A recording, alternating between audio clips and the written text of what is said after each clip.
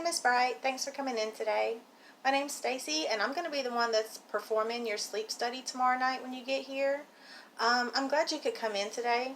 We do like to try to have patients come in before this actual sleep study whenever possible. And we do this just so that we can sort of show you around, answer any questions that you might have, just ease any nerves that you might have about having to come in tomorrow night and do this study. Um, so I just want to let you know a little bit about what we're going to do. When you get here tomorrow night, you'll come through the same door, but it's going to be locked because it's technically after hours and dark. So you'll just ring that little doorbell that was out there, and then we're going to buzz you in, and you'll come right back to this area where you were. And I'm going to show you to your room, and if you follow me, I'll go ahead and show you what that looks like. It is a private room, so you're not sharing it with anybody. You do have your own private bathroom as well. As you can see, we have a thermostat in the room, and we do that so that you can make it comfortable in your room and have it as hot or as cold as you'd like. We also have this TV here with remote if you wanted to watch a little bit of TV before you went to sleep. And also we have this bedside table. We do ask that you put any personal items that you might have brought with you, like a cell phone or a purse, in the nightstand before you go to sleep, just to make sure that they're secure. Okay? Now after we talk, I'm going to give you a few minutes to go ahead and get your face washed and your teeth brushed and change into your night clothes. And then we'll come back in and I'll start doing the hookup process. What I mean by the hookup process is we have wires that I have here to show you. There's no needles or anything like that. It's a completely painless process. We just have some wires like this, and as you can see, all it is a little cup on the end. We actually take a thick sort of paste and we put on the end of this wire so that we can stick it to different parts of the head. It is completely washable, so when you come in tomorrow night, if you have to work the next day or anything like that, you could bring a change of clothes and take a shower down in our wellness center, or if you had enough time to stop back by the house before you went to work, but you will need to wash that out of your hair before you have, if you have any appointments or anything like that the following day. Before I put these wires on, what I do is I take a tape measure and I have to measure your head and different parts of the face. And then I just take this little red marker and I mark the area. After that, I'm going to take a mild soap and sort of clean the area just to make sure we don't have any dead skin or anything like that before I put the wire on the place that I need it to go. Now we do have different places that these wires are going to go, and I just want to tell you what the different areas are for. We have a few that we put on the actual head because your brain tells us a lot when you go to sleep. And the wires actually allow us to pick up the signals that your body's sending out, and then we can record that, and then we can get a lot of information from your body about how you're sleeping and if anything needs to be fixed, how we can move forward with that. Okay, so we actually do have a couple that we put on your eyes. A lot of people have heard of REM sleep, and it's actually an acronym, Rapid Eye Movement. So when you fall into this stage of sleep, your eyes tend to move sort of back and forth kind of fast. People see it with their kids. I see it with my dogs all the time.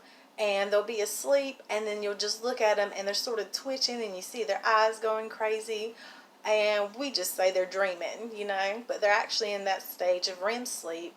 And so these wires that are placed here by the eyes are going to let us know when you're in that stage of sleep. Okay, we have a couple that we put here on the chin area, and we do that because there's something called bruxism. It's pretty much just people grinding their teeth when they go to sleep.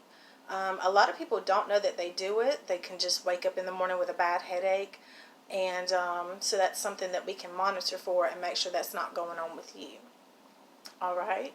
The last few wires that we have are actually not put on with that paste. A standard EKG patch, the stickies, right?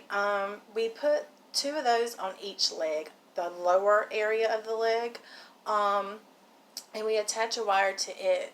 Now, we put these on the legs because there are some sleep disorders that involve, jerking your legs and things like that throughout the night.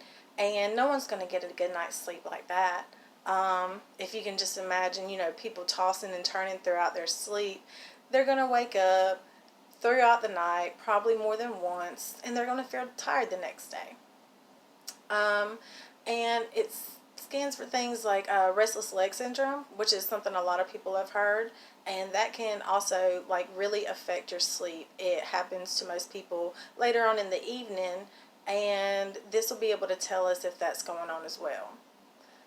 We do have 2 more EKG patches, and they go right here underneath your collarbone. And these are just to monitor your heart and make sure we have a normal pace and rhythm going on there, because that's always important with any medical procedure. Now we have things that we call respiratory belts.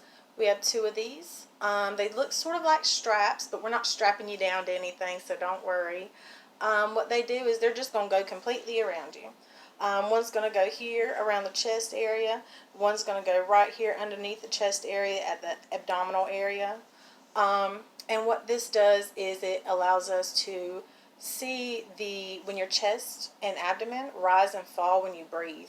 One of the most common things that we see in the sleep clinics are sleep-related breathing disorders. There are a lot of problems that can go on with your breathing and a lot of factors that can cause these problems. And that is, like I said, the most common thing that we see. So your breathing is definitely something that we'll be paying attention to during this process. Now on your top respiratory belt, there's going to be a little blue button looking thing, and it's called a body position sensor, because this is just going to let us see in which position you're laying throughout the night. Do you sleep on your stomach, your back, your side? Because like I said, that the breathing disorders are the main thing that we see in the sleep clinics, and actually laying on your back can worsen these disorders in people that suffer from them. And so the doctor does ask that you sleep on your back some, if possible, throughout the night, because if anything's going to happen, it'll most likely happen then. And we do want to make sure that we can catch it and record it. And that way we have, medical proof that this is something that you're dealing with, and your insurance will be on board, and we can take our steps moving forward on how to correct it and get you a better night's sleep. Okay? Also, we're going to have a snore mic about here on the neck area.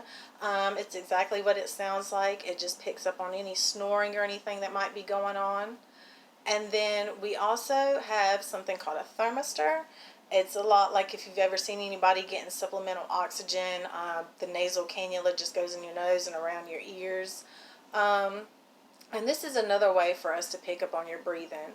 We like to be able to, if we can't catch it one way, maybe we can catch it another. And I know it sort of sounds like a lot of stuff that's going to be all over you, but it's actually not as bad as it seems. Most people are worried that they'll come in and not be able to have a good night's sleep because they're nervous and they have all this stuff on them. But we usually don't see that. Usually people fall asleep a lot faster than they think they will.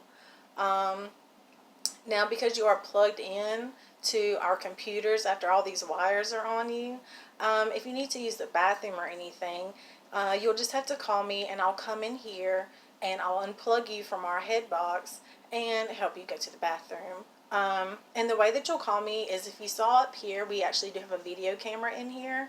It's not in your bathroom or anything like that, and it's only recording to allow us to see, again, what position you're laying in throughout the night. If there's anything that sort of happens throughout the night, like here we do test for seizure activities called nocturnal seizures throughout the night that people suffer from when they sleep. And this is another way for us to say, hey, it was here on our computer screen, and we also have this here on video to sort of verify it with the doctor and things like that.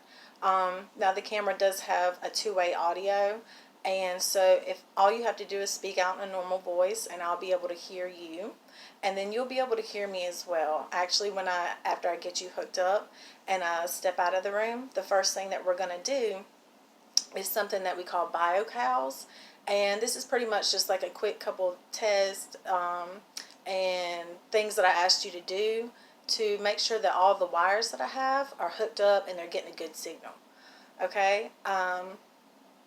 And so, is there any questions that you had so far? No? Okay. Well, I do see that you had your new patient paperwork. Were you able to get the medical history filled out? Good. And the sleep questionnaires, were you able to get through those or have any questions about those? Awesome. Perfect. All right. Well, I'm going to take a look at those, and then that way tomorrow when we do the sleep study itself, the only thing that we're going to have to sign is the informed consent. And that just states that, we sort of walked you through the test and you know what's going to happen and that it's something that you want to do so that we can get you the best treatment available. All right. Well, thank you so much, Miss Bright.